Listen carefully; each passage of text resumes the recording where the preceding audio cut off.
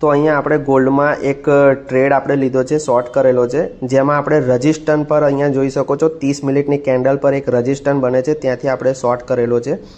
અને આ મેં તમને 1 મિનિટની કેન્ડલમાં બતાવું તો અહીંયા આપણે આ ટ્રેડ ચાલે છે અત્યારે લાઈવ, બરાબર છે. આપણો ટાર્ગેટ પણ આપણે સેટ કર્યો છે અને સ્ટોપ લોસ પણ સેટ કરેલો છે, બરાબર. ઘણા સમયથી આપણે ઇન્ડિયન માર્કેટ નહીં કરતા, કારણ કે મારે અત્યારે એક કંપની જે લોન્ચ થઈ રહી છે એના માટે મેં કામમાં બિઝી છું. અહીંયા જોઈ શકો છો કે એક લોઅર લો અને લોઅર હાઈ, લોઅર લો લોઅર હાઈ એવી રીતે માર્કેટ નીચે આવી રહ્યું છે. તો આપણે અહીંયા ટાઈમ અને ડેટ પણ જોઈ લો. આપણે લાઈવ ટ્રેડ કરીએ છીએ, જોઈએ હવે ગોલ્ડમાં આપણાને શું થાય છે, બરાબર. બહુ મસ્ત એન્ટ્રી મળી હતી. આપણે જે રજિસ્ટન્સ છે એનાથી થોડાક ઉપર આપણે સ્ટોપ લોસ લીધો છે અને જે આપણે 2500નો છે 2501 પર આપણે ટાર્ગેટ રાખ્યો છે, બરાબર. કેમ કે ઘણા સમયથી આપણે ઇન્ડિયન માર્કેટમાં ટ્રેડ અને હું લાઈવ નહોતો આપતો, કારણ કે અત્યારે હું એક પ્રોજેક્ટમાં કામ કરી રહ્યો છું, એટલા માટે. તો લાગ્યું કે આજે આપણે એક વિડીયો બનાવવો જોઈએ ગોલ્ડમાં, અને હવે આપણે ફોરેક્સમાં બી અને કરન્સીમાં બી આપણે કોમોડિટીને એ બધામાં આપણે ટ્રેડ કરીએ છીએ. તો અહીંયા લાઈવ મેં ટ્રેડ આપેલો છે અને અત્યારે અહીંયા હવે લગભગ ટાર્ગેટ હિટ થવો જોઈએ આપણા હિસાબે. પણ અહીંયા માર્કેટ છે, માર્કેટ ક્યારે પણ એક રેલી નહીં આપતો, યા તો લોઅર લો લોઅર હાઈ, લોઅર લો લોઅર હાઈ બનાવે, બરાબર. તો અહીંયા માર્કેટને આપણે ત્યાં સુધી હવે જેવી રીતે અહીંયા સસ્ટેન થઈ રહ્યું છે એવી રીતે તો આપણે અહીંયા સ્ટોપ લોસ ટ્રેડ કરી દઈએ, આપણો સ્ટોપ લોસ નીચે લઈ આવીએ અહીંયા, જેથી કરીને આપણે થોડું ઘણું પણ આપણું પ્રોફિટ બુક થાય, કેમ કે પ્રોફિટ આપણે જવા નથી દેવાનું, બરાબર. જોઈએ હવે આપણે સ્ટોપ લોસ ટ્રેડ કરી દીધો છે. જે ઉપરનો સ્ટોપ લોસ હતો એ આપણે અહીંયા જ્યાંથી આપણે બાય ઇન કર્યું છે, બરાબર, એની નીચે આપણે થોડોક નાનો અમથો આપણે સ્ટોપ લોસ લઈશું. અગર સ્ટોપ લોસ હિટ થઈ જશે તો આપણે થોડાક પોઈન્ટ આપણે કેપ્ચ કરી શકીશું, નહીં તો પછી આપણે ટાર્ગેટનો વેટ કરીશું, બરાબર. તો અહીંયા જોઈએ કે આપણો સ્ટોપ લોસ હિટ થાય છે કે પછી આપણો ટાર્ગેટ હિટ થાય છે. જો સ્ટોપ લોસ આપણે ટ્રેલ કરેલો છે એટલે આપણાને લોસ તો નથી જ, પણ આપણે ટ્રાય કરીએ છીએ કે એક મોટું એવું પ્રોફિટ લઈએ, બરાબર. લગભગ તો સ્ટોપ લોસ હિટ થવા આવી રહ્યો છે મારા ખ્યાલથી.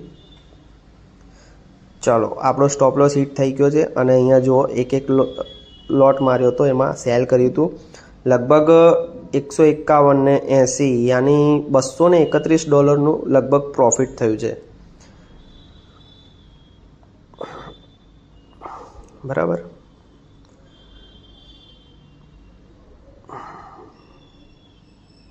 અહીંયા તમે જોઈ શકો છો આપણે પ્રોફિટ, આપણો જે સ્ટોપ લોસ હિટ થઈ ગયો એ પણ છે, બરાબર. તારીખ સમય બધું સાથે જ છે, બરાબર. ઘણા સમયથી આપણે ઇન્ડિયન માર્કેટમાં નહોતા કરતા, પણ અત્યારે ફોરેક્સમાં બહુ અત્યારે સારું એક એવું રિઝલ્ટ ને સારી એવી એન્ટ્રી અને પરફેક્ટ ટાઈમે જો તમારું એનાલિસિસ હશે ને તો તમને એવું સારું પ્રોફિટ બનીશ. ટ્રેડિંગ તો ચાહે કોઈ પણ હોય, તમે કશામાં પણ ટ્રેડ કરો, પણ મેન તમારું ટાર્ગેટ, તમારો સ્ટોપ લોસ, બરાબર, તમારી એન્ટ્રી, તમારું એનાલિસિસ એ સૌથી વધારે મહત્ત્વ કરે છે. અને સૌથી એનાથી પણ વધારે તમારું માઇન્ડ, તમારો કંટ્રોલ. જો અત્યારે બી આપણે જ્યાંથી બાય કર્યું હતું ને ત્યાં સુધી પણ નથી પહોંચ્યું. જો માત્ર સ્ટોપ લોસ હિટ કરીને ફરી પાછો ટાર્ગેટ સુધી આવી ગયો છે, પણ કંઈ નહીં, જે એ હોલ્ડ કર્યો છે એને મોટો ટાર્ગેટ મળી જ શકે છે. પણ આપણે સ્ટોપ લોસને ટ્રેલ કર્યો હતો એટલે આપણો અહીંયા ટાર્ગેટ હિટ થઈ ગયો હતો, બરાબર.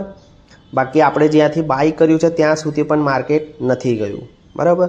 અને ફરીથી એ જ માર્કેટ ત્યાંથી લોઅર લો લોઅર હાઈ બનાવીને ફરીથી એક વખત માર્કેટ ટાર્ગેટ આપવા આવી રહ્યું છે. તો જે પણ હોલ્ડ કર્યો છે એને તો ટાર્ગેટ સુધી વેટ કરી શકે છે, રિસ્ક લઈ શકે છે, યા તો ફિર પછી બુક કરી શકે છે, બરાબર. તો અહીંયા જોઈશું. બાકી આપણો તો સ્ટોપ લોસ હિટ થઈ ગયો છે. જેનો પણ સ્ટોપ લોસ નથી રાખ્યો અને રિસ્ક લીધું છે તેને મસ્ત ટાર્ગેટ મળશે, સારો એક એવો પ્રોફિટ પણ થશે. પણ એવું નથી કે આપણે સ્ટોપ લોસ થઈ ગયો છે તો ફરી એક વખત ટ્રેડ લઈએ, નહીં. આપણે રિસ્ક મેનેજમેન્ટ કરીને ચાલવાનું છે, બરાબર. એવું નથી કે દર વખતે આપણાને ટ્રેડ લેવો જરૂરી નથી. જો અહીંયા ટાર્ગેટ લગભગ હિટ થવા આવ્યો છે. બહુ મસ્ત એન્ટ્રી હતી. મેં પેલા ટેલિગ્રામમાં પણ અને વોટ્સઅપ પર બી મેસેજ કર્યા હતા ઘણા લોકોને જે મારી સાથે અત્યારે ટ્રેડ કરી રહ્યા છે લાઈવમાં. 1-2 પોઈન્ટ માટે બચી ગયો છે અત્યારે ટાર્ગેટ આપણો.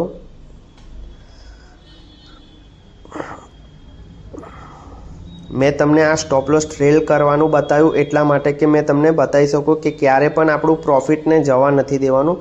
આપણે સ્ટોપ લોસ પણ લઈ શકીએ છીએ એને ટ્રેલ કરી દેવાનું.